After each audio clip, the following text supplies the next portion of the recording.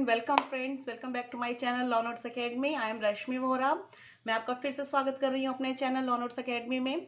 Friends, अभी मैंने आपको कुछ दिन पहले ही इंपॉर्टेंट एमसीक्यूज बना के दिए हैं, 30 इंपॉर्टेंट एमसीक्यूज। जैसे आज का टॉपिक है तो वो पार्ट 1 था इंडियन कॉन्स्टिट्यूशन के ऊपर। आज मैं आपको दे रही हूँ पार्ट 2। ओके फ्रेंड्स, तो it is also helpful again for judiciary, all India bar exam, CLAT and other entrance exams.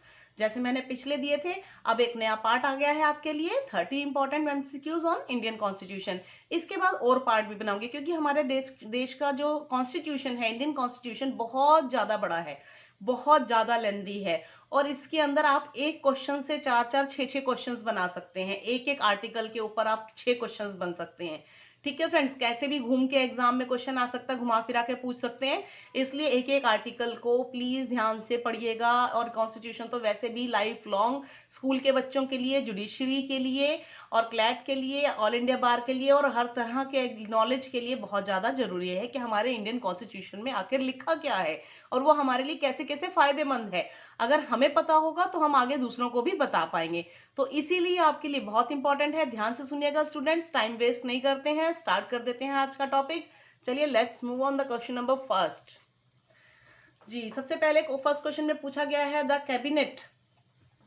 Cabinet mission to India was headed by. Cabinet mission किसने स्टार्ट किया था? ठीक है फ्रेंड्स, ए ऑप्शन ए में बोला गया है Stafford Cripps, B A V Alexander, C Lord Pethick Lawrence and D Hugh Gaitskell. तो इसका आंसर क्या है friends? This answer is C, option C. हमारे देश में जो कैबिनेट मिशन था वो लॉर्ड पैथिक लॉरेंस ने स्टार्ट किया था। Next question number 2 says the constitution of India was adopted by the. हमारा कॉन्स्टिट्यूशन जो है कैसे, किसने अडॉप्ट किया था? A governor general, B British parliament, C constituent assembly और डी पार्लियामेंट ऑफ इंडिया। किसने किया था फ्रेंड्स? सी कॉन्स्टिट्यूएंट असेंबली। मतलब हमारी सबसे पहले कॉन्स्टिट्यूएंट असेंबली जो थी वो आई थी, उन्होंने ही कॉन्स्टिट्यूशन को अडेप्ट किया था। और कॉन्स्टिट्यूशन असेंबली, कॉन्स्टिट्यूएंट असेंबली के ऊपर बहुत सारे क्वेश्चंस हैं।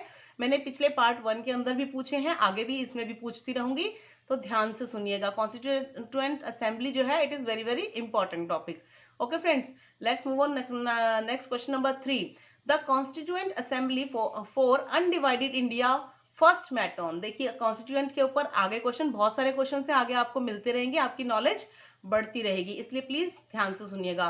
कॉन्स्टिट्यूएंट असेंबली जो थी इंडिया इंडिपेंडेंट होने से पहले, अनडिवाइडेड मतलब डिवाइड जब हुआ था, इंडिया का डिवीजन हुआ था, बांग्लादेश और पाकिस्तान में अलग अलग हुए थे, तो उससे पहले कब मिली थी? तो ये है 6 दिसंबर 1946 को, या 9 दिसंबर 1946, या 20 फरवरी 1947, या 3 जून 1947। तो आंसर है 9 दिसंबर 1946। ठीक है, इंडिपेंडेंस से पहले कॉन्स्टिट्यूएंट असेंबली जब डिवाइड हुई नहीं थी तो 1946 और दिसंबर 9 को मिली थी, मीटिंग हुई थी कॉन्स्टिट्यूएंट असेंबली की। Okay, let's move on to question number 4। Question number 4 says who among the following was the constitutional advisor to the constituent assembly of India।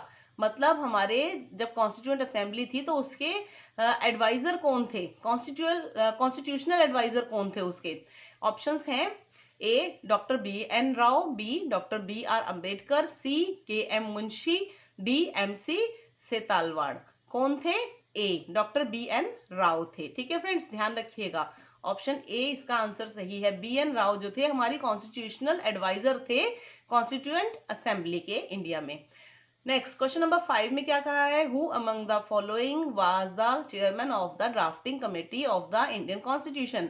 भाई चेयरमैन कौन थे हमारी ड्राफ्टिंग कमेटी की? इंडियन कॉन्स्टिट्यूशन को जब draft किया गया था तो पहले ड्राफ्टिंग कमेटी बनाई गई थी, तो ड्राफ्टिंग कमेटी का चेयरमैन किसे बनाया गया था?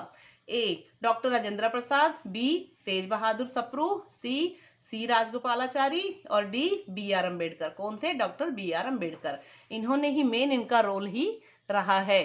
ठीक है फ्रेंड्स, ध्यान रखिएगा, ड्राफ्टिंग के अंदर जो कॉन्स्टिट्यूशन है मेन, इसमें रोल्स, बहुत सारे रोल्स जो है वो doctor B R Ambedkar ji ने पूरे किए थे। चलिए बढ़ते हैं अपने क्वेश्चन नंबर 6 की तरफ। इसमें क्या कहा गया है फ्रेंड्स? इसमें पूछा गया है कि the design of the national flag was adopted by the constituent assembly of India in. मतलब हमारी फिर कॉन्स्टिट्यूएंट असेंबली ने जो है इंडिया का नेशनल फ्लैग जो है, भारतीय राष्ट्रीय ध्वज है, उसको कब अडॉप्ट किया था, क्या किया गया था, कब किया था? ए ऑप्शन है जुलाई 1948, बी है जुलाई 1950, सी है जुलाई 1947 या डी है अगस्त 1947। और इसका आंसर है सी, जुलाई 1947 में किया था। और ठीक है ना, फिर उसके बाद 15 अगस्त 1947 को हमारा देश आज़ाद हुआ था, तो उससे पहले 1 महीना पहले ही जुलाई 1947 में हमारे भारतीय राष्ट्रीय ध्वज को अडॉप्ट किया गया था, मतलब ठीक है, अपनाया गया था। चलिए बढ़ते हैं क्वेश्चन नंबर 7 की तरफ। क्वेश्चन नंबर 7 में पूछा गया है which of the following provisions of the constitution came into force from November 26 1949। 26 नवंबर 1949, यानी कि जब हमारा कॉन्स्टिट्यूशन को वो हो गया था ना, अडॉप्ट हो गया था और उसको लागू कर दिया गया था, तो वो किया था 26 जनवरी 1950 को, ठीक है ना, इसके कुछ 2 महीने बाद में। तो 26 नवंबर 1949 यानी कि 1949, 2 महीने पहले हमारे देश का जो संविधान लागू होने से पहले, तो कॉन्स्टिट्यूशन के प्रोविजंस जो थे वो फोर्स में आए थे। कौन कौन से प्रोविजंस थे फोर्स में आ गए थे 2 महीने पहले? तो उसकी ऑप्शंस हैं प्रोविजंस रिलेटिंग टू सिटीजनशिप से पहले, सिटीजनशिप से रिलेटेड जो प्रोविजंस थे वो, या इलेक्शन से रिलेटेड थे प्रोविजंस वो, या प्रोविजन जो थे रिलेटेड टू प्रोविजनल पार्लियामेंट, मतलब प्रोविजनल पार्लियामेंट बनेगी उससे रिलेटेड प्रोविजंस, या फंडामेंटल राइट्स। तो आंसर है C, provisions of relating to provisional parliament, कि भी प्रोविजनल पार्लियामेंट से रिलेटेड जो प्रोविजंस थे हमने वो 26 नवंबर 1949 को ही फोर्स में ले आए थे, ठीक है, फोर्स में आ गए थे कि हम प्रोविजनल पार्लियामेंट बनाएंगे। नेक्स्ट क्वेश्चन नंबर 8 में पूछा गया है which of the following acts gave representation to Indians for the first time in the legislature. मतलब कौन से एक्ट्स ऐसे हैं जो रिप्रेजेंटेशन करते हैं, इंडियंस को रिप्रेजेंट करते हैं, फर्स्ट टाइम किया था जिन्होंने लेजिस्लेचर के अंदर, कौन से प्रोविजंस थे, ठीक है ना, कौन से एक्ट थे वो। तो फर्स्ट है A Indian council act 1909 1909, Indian councils act 1919, या गवर्नमेंट ऑफ इंडिया एक्ट 1935, या नन ऑफ द अबव। तो आंसर था गवर्नमेंट ऑफ इंडिया एक्ट 1935 का जो था वो एक्ट इंडियंस को रिप्रेजेंट करता था, सबसे पहले लेजिस्लेचर में किया था गवर्नमेंट ऑफ इंडिया एक्ट 1935 ने, ठीक है। बढ़ते हैं अगले क्वेश्चन की तरफ। क्वेश्चन नंबर 9, इसमें पूछा गया है consider the following statements the Indian constitution is. Statement को कंसीडर करो, इंडियन कॉन्स्टिट्यूशन क्या है, अनरिटन कॉन्स्टिट्यूशन है, या रिटन है, या largely based on government of India act के ऊपर ही बेस्ड है 1935 के। तो इसका आंसर है बी और सी दोनों करेक्ट है। अनरिटन तो है ही नहीं, ये आंसर गलत है। सबसे पहला रिटन कॉन्स्टिट्यूशन तो है ही, और दूसरा लार्जली जो है India government of India act के ऊपर ही बेस्ड है, 1935 में जो गवर्नमेंट ऑफ इंडिया एक्ट आया था उसके ऊपर ही बेस्ड है। तो इसमें बी और सी ऑप्शंस आर करेक्ट। चलिए बढ़ते हैं अपने क्वेश्चन नंबर 10 की तरफ। इसमें कहा गया है the office of governor general of India was created by. मतलब गवर्नर जनरल ऑफ इंडिया का ऑफिस जो है वो किसने बनाया था। ए, कैसे बना था, चार्टर एक्ट 1813 के अकॉर्डिंग बना था, चार्टर एक्ट 1833 के अकॉर्डिंग बना था, या गवर्नमेंट ऑफ इंडिया एक्ट 1858 में बना था, या गवर्नमेंट ऑफ इंडिया एक्ट 1935 से के अकॉर्डिंग बना। आंसर है सी, गवर्नमेंट ऑफ इंडिया एक्ट 1858, मतलब गवर्नर जनरल का ऑफिस होगा, ये इसमें कहा गया था, एक्ट पास हुआ था, उस एक्ट में ये बोला गया था कि ये गवर्नर जनरल ऑफ इंडिया का ऑफिस बनेगा 1858 में, ठीक है फ्रेंड्स, ध्यान रखिएगा। नेक्स्ट क्वेश्चन नंबर 11 में पूछा गया है who among the following is known as the father of the Indian constitution. सबको पता है फादर कौन है इंडियन कॉन्स्टिट्यूशन के, डॉक्टर बी.आर. अम्बेडकर जी, ठीक है फ्रेंड्स। क्वेश्चन नंबर 12 में क्या पूछा गया, ऑप्शंस की जरूरत ही नहीं है इसके अंदर। फादर ऑफ द नेशन बोला जाता है महात्मा गांधी को, और फादर ऑफ द कॉन्स्टिट्यूशन बोला जाता है, संविधान के पिता बोला जाता है डॉक्टर बी.आर. अम्बेडकर को, क्योंकि उन्होंने संविधान में लिखा है बहुत कुछ, ठीक है ना। तो लेकिन जो संविधान को अपनी हैंडराइटिंग में लिखने वाले हैं ना, वो कोई और ही ग्रेट पर्सन हैं, उनके बारे में भी बताऊंगी आपको कि संविधान को अपने हाथ से लिखा किसने और कितने दिन में लिखा गया था। ये बहुत सुंदर हैंडराइटिंग में लिखा गया है ये, और एक पर्सन है उनका नाम बताऊंगी आपको धीरे धीरे। तो ध्यान रखिएगा, father of constitution B R. Ambedkar है, और फादर ऑफ द नेशन जिसे कहा जाता है, नेशन के पूरे राष्ट्रपिता इसलिए बोला जाता है, वो महात्मा गांधी है। बढ़ते हैं अपने क्वेश्चन नंबर 12 की तरफ। When did mister Attlee prime minister of England announce the transfer of power to the Indians. मतलब हमारे देश की जो पावर्स थी हमारे हाथ में आने के लिए, मतलब सारी पावर्स इंडियंस को देने के लिए जो इंग्लैंड के प्राइम मिनिस्टर थे मिस्टर एटली, उन्होंने कब अनाउंस किया था। कि सारी की सारी पावर जो है इंडियंस को दे दी जाए, मतलब भारत राज्य का, भारत का अधिकार, भारत की सारी शक्तियां भारत के पास ही आनी चाहिए। जब अंग्रेजों ने अपना अधिकार छोड़ना था, जब अंग्रेज जा रहे थे, तो कब उन्होंने बोला था? ये बोला था, ऑप्शंस हैं फरवरी 1947 में, या अगस्त 1947 में, या जून 1948 में, या जून 1949 में। तो ऑप्शन है सी, जून 1948 में उन्होंने, फिर वो चले गए थे पूरा भारत देश छोड़ के। ठीक है, उन्होंने अनाउंस किया था कि सारी पावर्स दे दो, मतलब इनको, मतलब चले तो पहले ही गए थे वो, लेकिन पावर्स जितनी भी थी उन्होंने धीरे धीरे करके दी थी, तो वो पावर्स लास्ट में जून 1948 में दे दी थी हमें। ठीक है फ्रेंड्स, बढ़ते हैं क्वेश्चन नंबर 13 की तरफ। 13 में पूछा गया है, who proposed the preamble before the drafting committee of the constitution.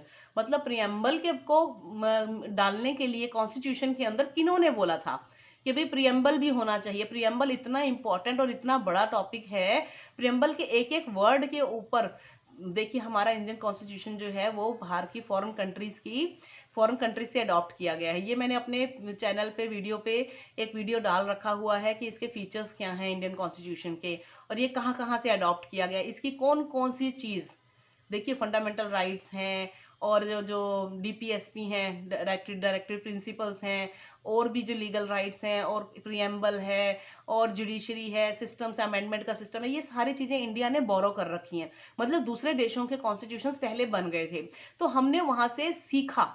हमारे देश के लोगों ने, जिन्होंने कॉन्स्टिट्यूशन बनाया, उन्होंने वहाँ से सीखा कि भाई क्या क्या चीज़ें अच्छी हैं वहाँ की, उन्हें अडॉप्ट कर लिया जाए। तो वो सारी अच्छी अच्छी चीज़ों को अडॉप्ट करके हमारे देश के भारतीय संविधान के अंदर डाल दिया गया।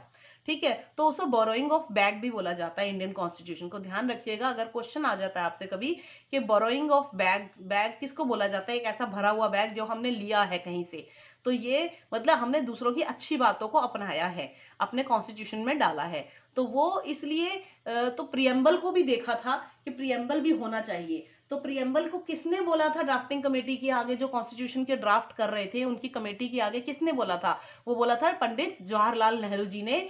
आंसर ए है इसका। उन्होंने कहा था कि भी प्रियम्बल भी डालना जरूरी है, और प्रियम्बल के ऊपर इतने इंपॉर्टेंट लैंडमार्क केसेस हैं आपको एग्जाम में, कॉन्स्टिट्यूशन के एग्जाम में तो बहुत सारे एग्जाम्स में तो क्वेश्चन पूछा ही जाता है।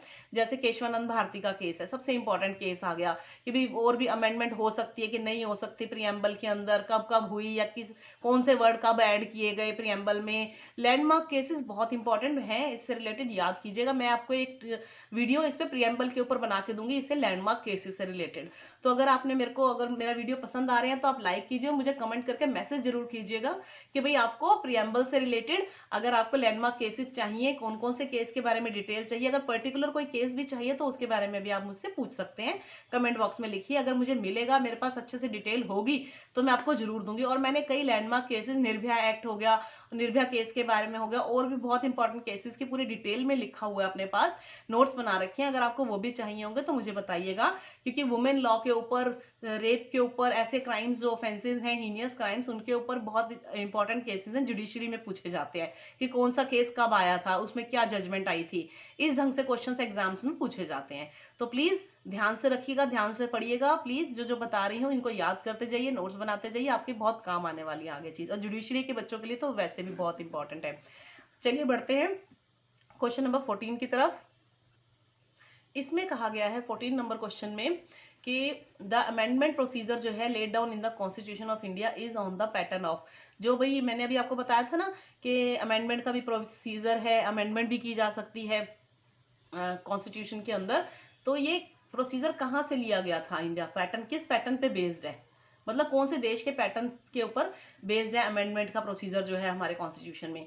तो ए है option government of India act 1935, B है government of India act 1947, C है कॉन्स्टिट्यूशन ऑफ साउथ अफ्रीका, या डी है कॉन्स्टिट्यूशन ऑफ यूके।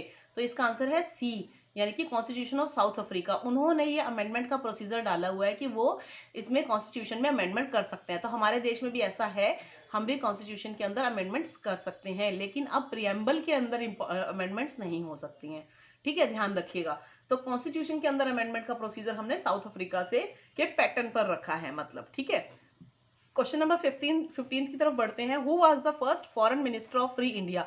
जब हमारा देश आजाद हुआ तो फॉरेन मिनिस्टर कौन थे वहां के तब इंडिया के? JL नेहरू, ए, बी गुलजारी लाल नंदा, सी लाल बहादुर शास्त्री, या डी जॉन मैथल। मथाई। तो आंसर है ए, JL नेहरू, जवाहरलाल नेहरू ही थे, और हमारे पहले प्रधानमंत्री भी जवाहरलाल नेहरू जी ही बने थे, ध्यान रखिएगा। ठीक है फ्रेंड्स, तो first foreign minister Jawaharlal Nehru थे। बढ़ते हैं क्वेश्चन नंबर 16 की तरफ। इसमें कहा है which one among the following is a fundamental duty of citizens under the constitution of India. इनमें से कौन सी हमारी फंडामेंटल ड्यूटी है सिटीजन्स के लिए? ठीक है, क्या है? A option, to provide friendly cooperation to the people of the neighboring countries, B to protect monuments of national importance। मतलब हिंदी में ही समझा देती हूँ भाई, कोऑपरेशन बना के रखना दूसरी कंट्रीज के साथ, आसपास के विदेशों के साथ, उनके लोगों के साथ दोस्ती बना के रखना। बी है अपने देश के जो मॉन्यूमेंट्स जो बने हुए हैं, मतलब जो जो किले वगैरह हो गए, लाल किला हो गया, आगरा का ताजमहल हो गया, या जितने भी मकबरे हैं, किले हैं, ये मॉन्यूमेंट्स हैं जितने भी बनाए हुए हैं, नेशनल इंपॉर्टेंस देना उनको, मतलब उनको बचा के रखना, संभालना। तीसरा है उनको डिफेंड करना, अपनी कंट्री को बचा के रखना, और रेंडर करना नेशनल सर्विस। मतलब आपको नेशनल सर्विस के लिए अगर कहा जाए, राष्ट्रीय सुरक्षा के लिए, तो अगर बोला जाए तो आपको आप जाइए उनके लिए। ठीक है। और डी है to know more about, more and more, मतलब कि जानते रहिए अपनी हिस्ट्री ऑफ इंडिया के बारे में। तो इनमें से क्या हमारा फंडामेंटल ड्यूटी क्या बनती है? मतलब फंडामेंटल राइट्स के बाद में फंडामेंटल ड्यूटीज भी दी गई हैं कॉन्स्टिट्यूशन के अंदर, तो हमारी इनमें से क्या फंडामेंटल ड्यूटी बनती है?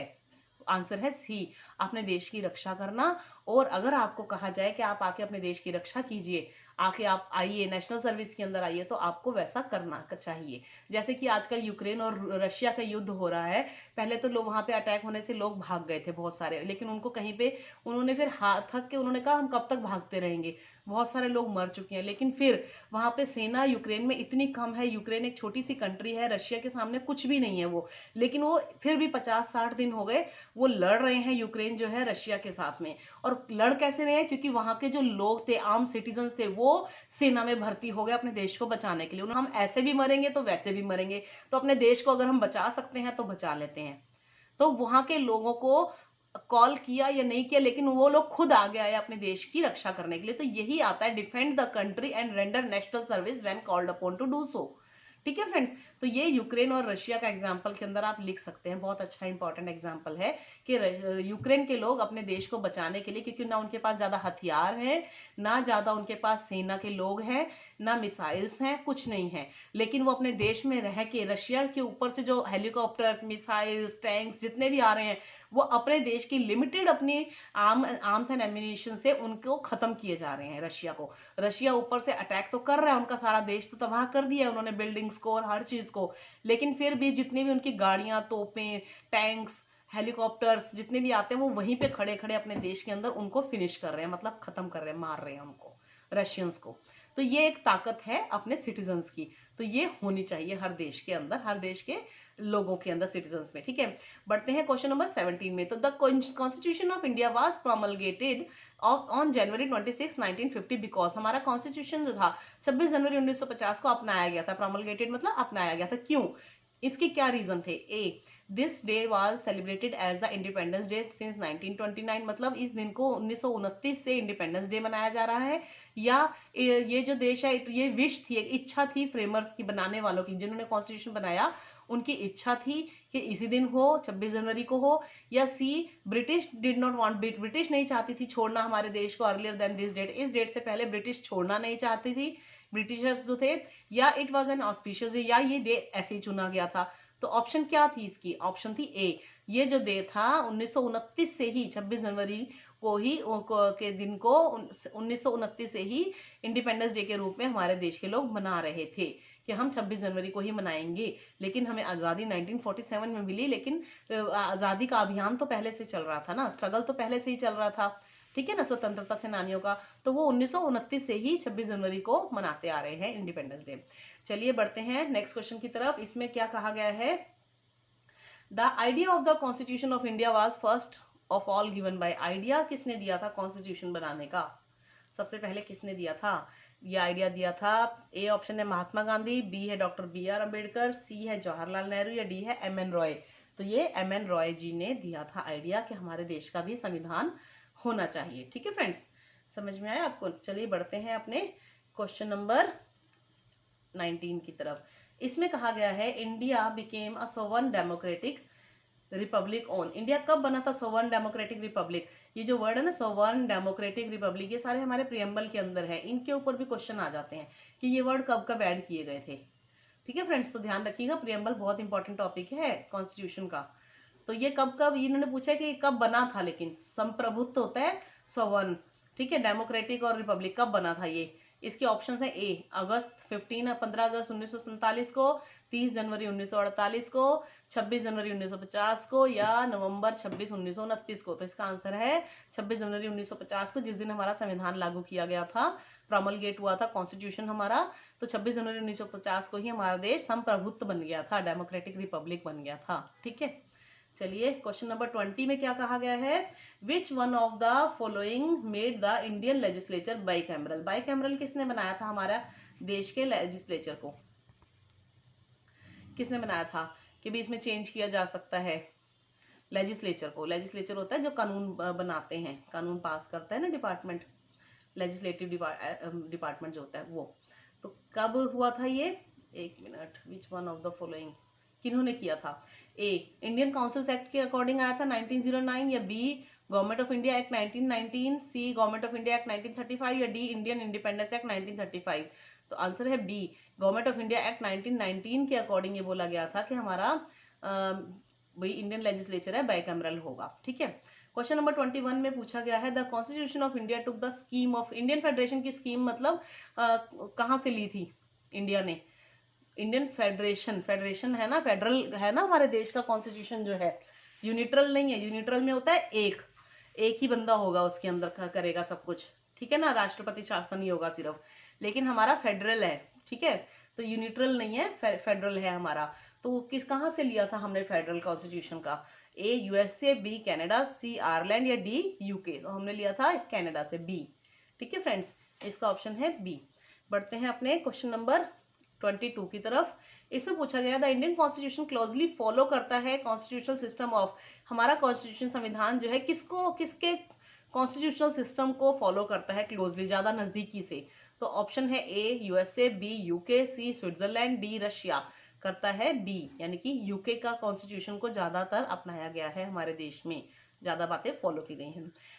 नेक्स्ट क्वेश्चन नंबर 23 में पूछा गया है which of the following the feature common to both and the Indian federation and the American federation, मतलब ऐसा कौन सा फीचर है, कौन सी विशेषता है जो कॉमन है दोनों में, इंडियन फेडरेशन के अंदर भी और अमेरिकन फेडरेशन में भी, हमारे कॉन्स्टिट्यूशन की ऐसी कौन सी विशेषता है। ठीक है, A single citizenship, B dual judiciary, C 3 list in the constitution, या D a federal supreme court to interpret the constitution. तो आंसर है डी, इसका आंसर डी है कि भाई जो फेडरल सुप्रीम कोर्ट जो है टू इंटरप्रेट द कॉन्स्टिट्यूशन, मतलब सुप्रीम कोर्ट की पावर है, सुप्रीम कोर्ट ही है जो कॉन्स्टिट्यूशन को इंटरप्रेट करते हैं। उसके अंदर जो आर्टिकल्स लिखे हैं, हमारे देश के जुडिशरी का ही सिस्टम है, जुडिशरी के पास ही पावर है, सुप्रीम कोर्ट के पास जुडिशरी में, कि आप कॉन्स्टिट्यूशन को इंटरप्रेट करेंगे, मतलब समझाएंगे कौन सी बात में क्या कहा गया है, इसका क्या मीनिंग है, कौन सी बात किस पे लागू होती है। तो ये काम सुप्रीम कोर्ट के हाथ में दिया गया है, तो सुप्रीम कोर्ट के पास पावर है, और यही फीचर जो है वो अमेरिकन फेडरेशन और इंडियन फेडरेशन का एक कॉमन फीचर है। ठीक है, दोनों में अपनाया जाता है। तो क्वेश्चन नंबर 24 की तरफ बढ़ते हैं। इसमें कहा गया है the inspiration of liberty, equality and fraternity was derived from, मतलब ये जो आज़ादी की और बराबर की भावना है, जो ये सारी बातें जो हमारे, ये भी प्रियम्बल के अंदर रली हुई हैं, ये बातें लिबर्टी, इक्वालिटी एंड फ्रेटर्निटी, ये कहाँ से ली थी, ये इसकी इंस्पिरेशन हमें कहाँ से मिली थी। ए अमेरिकन रेवोल्यूशन से, बी फ्रेंच रेवोल्यूशन से, सी रशियन रेवोल्यूशन से, या नन ऑफ द अबव। तो ये आंसर है बी, फ्रेंच रेवोल्यूशन। जब फ्रेंच रेवोल्यूशन आई थी तो वहां से हमने ये बात सीखी थी, हमारे देश को मिली थी ये बात सोचने को, सीखने को, कि हमारे देश में आज़ादी होनी चाहिए और बराबर होना चाहिए, बराबर समान अधिकार होने चाहिए हर चीज़ के। तो ये बात हमने फ्रेंच रेवोल्यूशन यानी कि फ्रांस के रेवोल्यूशन से सीखी थी। ठीक है, ऑप्शन बी है। नेक्स्ट क्वेश्चन नंबर 25 में पूछा है under which article of the constitution are the cultural and educational rights granted, हमारे कॉन्स्टिट्यूशन के अंदर कौन से वाले आर्टिकल के अंदर ये बात कल्चरल और एजुकेशनल राइट्स के बारे में ग्रांट की गई है। मतलब जैसे आर्टिकल्स हैं, आपको बताती, देखिए ऑप्शंस हैं आर्टिकल 29 और 31 में, या आर्टिकल 29 32 में, या आर्टिकल 29 और 30 में, या आर्टिकल 30 एंड 31 में। तो ये हमारे आर्टिकल 29 और 30 जो ऑप्शन सी है, इसके अंदर बोला गया था कि भाई जो कल्चरल और एजुकेशनल राइट्स हैं वो हम ग्रांट करेंगे। ठीक है, इन दोनों के अंदर हमने बोला था 29 और 30 में कल्चरल और एजुकेशनल राइट्स मिले हुए हैं इन आर्टिकल्स के अकॉर्डिंग हमें। नेक्स्ट क्वेश्चन नंबर 26 में पूछा है which of the following is not specifically mentioned in article 19। इनमें से कौन सी ऐसी बात है जो आर्टिकल 19 के अंदर स्पेशली मेंशन नहीं की गई, स्पेशली नहीं कहा गया जिसके बारे में कुछ भी। तो वो है options A freedom of speech and expression के बारे में, या B freedom of assemble peacefully without arms, या C freedom to more freely, और फ्रीडम ऑफ द प्रेस। ठीक है, कौन सी वाले के अंदर बोला गया था, मतलब कि भाई हम कहा कौन सी बात स्पेसिफिकली नहीं लिखी गई आर्टिकल 19 में, तो वो है option D freedom of press. इसके बारे में नहीं लिखा गया, ठीक है, स्पेशली। नेक्स्ट क्वेश्चन नंबर है 27, right to constitutional remedies comes under. Right to constitutional remedies भी दी गई हैं आपको, कि कोई कॉन्स्टिट्यूशन के अंदर ये कहा गया है कि आपका अगर कोई अधिकार का उल्लंघन करता है कोई, तो वो किस में दिया गया है, वो कौन से अधिकारों के अंदर दिया है, क्योंकि ये अधिकारों की लिस्ट है हमारी। फंडामेंटल राइट्स भी हैं, लीगल राइट्स भी हैं, कॉन्स्टिट्यूशनल राइट्स भी हैं, नेचुरल राइट्स भी हैं। तो इनमें से किसके अंदर ये कहा गया है कि आपके अगर अधिकारों का उल्लंघन होता है, तो मौलिक अधिकारों का या कौन से अधिकारों का होता है, तो वो आप उसके लिए आप कोर्ट में जा सकते हैं। रेमेडीज का मतलब आप सुप्रीम कोर्ट या हाई कोर्ट में जा सकते हो। अधिकारों के लिए स्पेशली सुप्रीम कोर्ट और हाई कोर्ट में ही जाया जाता है। तो ऑप्शन ए है फंडामेंटल राइट्स। ये जो राइट्स के लिए है हमारे सुप्रीम कोर्ट और हाई कोर्ट में जो रिट्स जो डाली जाती हैं, रिट्स के ऊपर भी मैंने क्वेश्चन अपना वीडियो बना रखा है अपने चैनल पे। तो रिट्स के जब डाली जाती है तो वो हमारे फंडामेंटल राइट्स के लिए होती हैं, जब हमारे अधिकारों का उल्लंघन होता है। तो सुप्रीम कोर्ट जो है स्पेशली हमारे अधिकारों को बचाने के लिए ही है, ठीक है, मेन यही है। इसीलिए सुप्रीम कोर्ट के अंदर या हाई कोर्ट में रिट्स डाली जाती हैं कि भाई वो अगर किसी के अधिकारों का उल्लंघन हुआ है, जैसे PILs डालते हैं, तो उसमें बोला था पब्लिक इंटरेस्ट लिटिगेशन, कि जब आप पब्लिक के लिए कुछ काम करते हो, बहुत सारी पब्लिक का एक ही वो होता है, इच्छा होती है, एक ही जस्टिस चाहिए, सबके साथ एक ही प्रॉब्लम हो रही है और आप उन सबको न्याय दिलवाना चाहते हो बहुत सारे लोगों को, तो उसको पब्लिक इंटरेस्ट लिटिगेशन कहा जाता है। तो वो हाई कोर्ट या सुप्रीम कोर्ट में ही डाली जाती हैं। किसी बहुत सारे लोगों का एक ही टाइम पे एट लार्ज बोला जाता है ना, कि भाई फंडामेंटल राइट्स इन्फ्रिंज हो रहे हैं एट लार्ज, बहुत सारे लोगों का एक साथ अधिकारों का उल्लंघन हो रहा है कहीं पे। जैसे कि बहुत सारे लोगों के लिए एक ही रास्ता बना हुआ है सोसाइटी के बाहर से जाने के लिए, और वहां उनकी सोसाइटी के बाहर कोई अपनी दुकान लगा दे, उनका रास्ता रुक गया, उनकी गाड़ियां नहीं निकल पा रही है, वहां से लोग अंदर नहीं आ पा रहे, तो बहुत सारे लोगों का अधिकार का उल्लंघन हुआ ना। तो आप उन सब लोगों के बेस पे उन सब लोगों को एक साथ लेके आप कोर्ट में, सुप्रीम कोर्ट या हाई कोर्ट में एक रिट या PIL फाइल करेंगे। उसको बोला जाता है पब्लिक इंटरेस्ट लिटिगेशन, के पब्लिक के फायदे के लिए जब आप कोर्ट में एक ही, सबका उद्देश्य, सबका सब्जेक्ट मैटर एक ही होता है, पार्टीज वही सारी हैं, तो आप उनके लिए कोर्ट में जा रहे हैं उनके अधिकारों की रक्षा करने के लिए। तो वो फंडामेंटल राइट्स होते हैं, मौलिक अधिकार हमारे, ठीक है। और उसके लिए ये कॉन्स्टिट्यूशनल रेमेडी दी गई है सुप्रीम कोर्ट और हाई कोर्ट के अंदर, ठीक है फ्रेंड्स। चलिए बढ़ते हैं, मैं आपको साथ साथ और एक्स्ट्रा इन्फॉर्मेशन भी दे रही हूँ, प्लीज इसलिए ध्यान से सुनते रहिएगा, बड़े काम की इन्फॉर्मेशन देती हूँ, ऐसे बताते बताते याद आ जाती हैं बहुत सारी बातें। चलिए क्वेश्चन नंबर 28 में कहा गया है, लास्ट पेज है, फिनिश हो रहा है, बस ध्यान रखिएगा। Prohibition of discrimination on grounds of religion at article article 15 is a fundamental right classifiable under article। मतलब जो हमारा प्रोहिबिशन ऑफ डिस्क्रिमिनेशन है on grounds of religion in article 15 में जो कहा गया है, ये हमारा फंडामेंटल राइट है। वो कहाँ पे क्लासीफाई कहाँ किया गया है? फंडामेंटल राइट्स तो बहुत सारे हैं हमारे, ये सारे फंडामेंटल राइट्स हैं, लेकिन ग्राउंड्स ऑफ रिलीजन डिस्क्रिमिनेशन नहीं होगा। मतलब डिस्क्रिमिनेशन को आप किसी के साथ भेदभाव नहीं करेंगे, ये कहा गया। भेदभाव पे रोक का जो अधिकार है रिलीजन को लेके, किसी के धर्म को लेकर, तो वो कौन से हमारे फंडामेंटल राइट के अंदर बोला गया है? A right to freedom of religion, B right to the right against the exploitation, C right the cultural and educational rights, या डी राइट टू इक्वालिटी। तो ये डी राइट टू इक्वालिटी में कहा गया कि इक्वालिटी का मतलब है आप हर तरह से, हर चीज में हर इंसान बराबर है, चाहे कोई औरत है, आदमी है, बच्चा है, चाहे वो काम को लेकर है, चाहे किसी भी अधिकारों को लेकर है। राइट टू इक्वालिटी का मतलब है चाहे वो धर्म को लेकर, रंग भेदभाव नहीं करना, जैसे कहते हैं कास्ट, सेक्स, रिलीजन, ठीक है ना। इन चीजों पे लेके या और किसी चीज पे आप सबको समानता का अधिकार मिला हुआ है, आप किसी के साथ भेदभाव नहीं करोगे, तो वो प्रोहिबिशन लगी है डिस्क्रिमिनेशन की, आप किसी के साथ डिस्क्रिमिनेट नहीं करोगे। तो ये हमारे राइट टू इक्वालिटी के फंडामेंटल राइट में बोला गया है, जो आर्टिकल 15 में दिया है। बढ़ते हैं question number 29, second last question है, any dispute regarding the violation of fundamental rights can be presented. अगर आपका कोई भी डिस्प्यूट है, कोई झगड़ा है, आपके अधिकारों का उल्लंघन हुआ है, वायलेशन मतलब उल्लंघन हुआ है मौलिक अधिकारों का, तो वो आप कहाँ पे प्रेजेंट कर सकते हैं। अभी मैंने पिछले क्वेश्चन में हिंट दिया था आपको समझ में आया होगा, 27 में शायद बताया था। A in the supreme court only, B in the high court only, C either in the supreme court और high court, D first in the supreme court and then in the high court. तो answer है C. मैंने बताया था ना, supreme court या high court के अंदर अगर आपके मौलिक अधिकारों का उल्लंघन होता है तो आप कहाँ जा सकते हो। तो ये डिस्प्यूट का मतलब है, अगर आपका कोई झगड़ा हुआ है इसी को लेकर के, आपके अधिकारों का उल्लंघन को लेकर कोई डिस्प्यूट है आपका, किसी के साथ भेदभाव या है, मतभेद है या डिस्प्यूट है, झगड़ा है, तो आप सुप्रीम कोर्ट या हाई कोर्ट में जा सकते हैं। ठीक है, आंसर सी। लास्ट क्वेश्चन है, इंडियन कॉन्स्टिट्यूशन रिकॉग्नाइज करता है minorities on the basis of. Minorities कौन से बेसिस पे हमारे कॉन्स्टिट्यूशन में रिकॉग्नाइज की गई हैं, कैसे पता चलता है कि ये माइनॉरिटीज हैं। ए रिलीजन के बेस पे, बी कास्ट के बेस पे, सी पॉपुलेशन के बेस पे, या डी कलर के बेस पे। बताइए, आंसर है ए रिलीजन के बेस पे। ये मैंने अभी आपको बताया था कि हम कास्ट, पॉपुलेशन, कलर, सेक्स वगैरह को लेकर किसी की हम वो नहीं कर सकते। मेल फीमेल, सेक्स मतलब मेल फीमेल, कास्ट मतलब किसी का किसी की जाति क्या है, लेकिन रिलीजन के बेस पे हमारी माइनॉरिटीज डिसाइडेड हैं। जैसे हिंदूज हैं, सिख्स हैं, मुस्लिम्स हैं, क्रिश्चियंस हैं, कौन माइनॉरिटी में आता है, तो वो माइनॉरिटीज के अंदर, जैसे मुस्लिम्स हैं या सिख्स हैं या ओबीसी हैं, वो माइनॉरिटीज के अंदर आते हैं। ठीक है ना। तो इसलिए ये रिलीजन के बेस पे हमारे कॉन्स्टिट्यूशन के अंदर रिकॉग्नाइज किया गया है माइनॉरिटीज को। आंसर ऑप्शन ए है। तो चलिए, आपको आज का वीडियो अगर अच्छा लगा है तो देखने के लिए धन्यवाद। पसंद आया है तो लाइक जरूर कीजिए, मेरे चैनल को सब्सक्राइब नहीं किया तो सब्सक्राइब कर दीजिए, बेल आइकन जरूर प्रेस कर दीजिए। आपका धन्यवाद लॉ नोट्स अकेडमी की वीडियोस देखने के लिए और उसे पसंद करने के लिए। Thank you so much, have a nice day, take care. अपने कमेंट्स जरूर दे दीजिएगा। Bye bye.